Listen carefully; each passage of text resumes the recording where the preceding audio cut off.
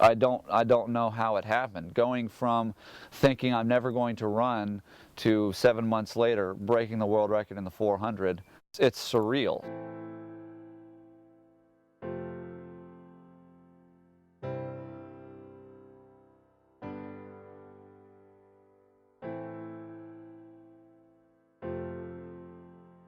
I was a rebellious child, rebellious teenager. Never listened to anything anybody had to say. I did things on my own terms.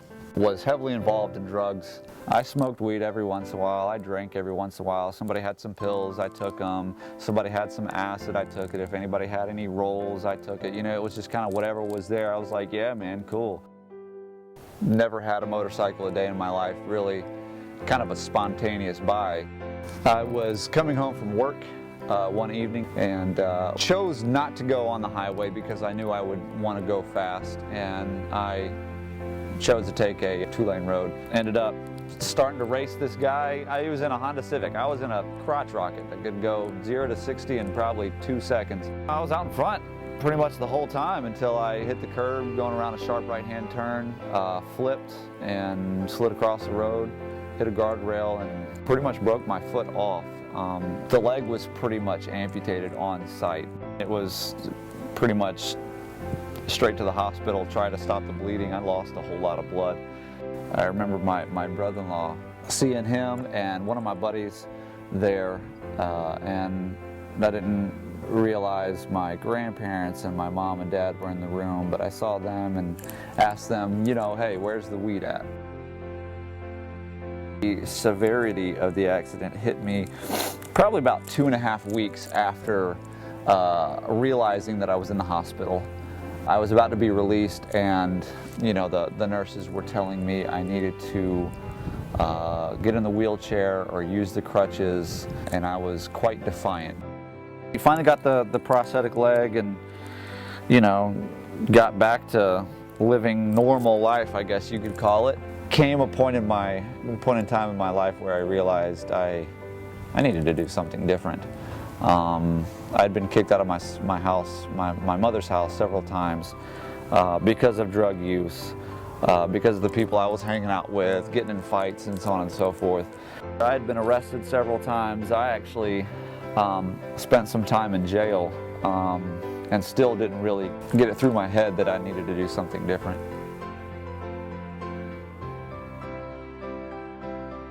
The evening before, my mother was going to have the sheriff come and kick me out, and as I'm thinking about suicide and I'm thinking about what I'm going to do with the rest of my life, and you know, look what I've done to myself. I've done this to myself. Nobody else is to blame. It was my choices, my decisions that got me sitting on that porch with a garbage bag full of clothes, all of my belongings sitting in front of me, and potentially no home to live in. On that porch that night, I asked God to help me. You know, I broke down and said, you know, Lord, I can't do this on my own. I can't keep on doing these things. I have to do something better if I'm going to have a future. I never knew I had talent. Honestly, I don't consider myself to have any talent. I have a strong work ethic. I don't like to lose, and I enjoy working hard.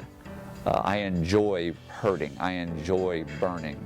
I enjoy every aspect of working out and having my heart rate hit, you know, 225, 230. I enjoy that feeling. It's exuberating. It you know, that replaced drugs, that replaced alcohol, and you know, that addictive lifestyle changed from one of a negative impact to a positive impact. The gym became my addiction. The pool became my addiction. The track, the bike became my addiction. I did triathlons for about 3.5, 4 years before switching to track and field. Never thought I was any good at track and field until I started doing well, broke a couple of Pan American records, and then broke myself pretty severely. I went out to eat with my wife and son, and then we went to this little trampoline warehouse place and jumped around on trampolines, and about 45 minutes into it, I decide I'm gonna do cartwheels and flips into this little foam pad, and man, I take my first jump and I didn't go high enough, and I did a cartwheel and landed on my side and just ripped my knee to shreds. Tore my ACL completely, PCL partially, some hamstring, broke a bone with my LCL still attached to it. And literally as soon as I hit the ground, I was freaking out because I'm about to have to get ready to go to London, and here I am doing this, and I knew I shouldn't have been doing it, but I thought, no, I'm not going to hurt myself. I'm going to be careful.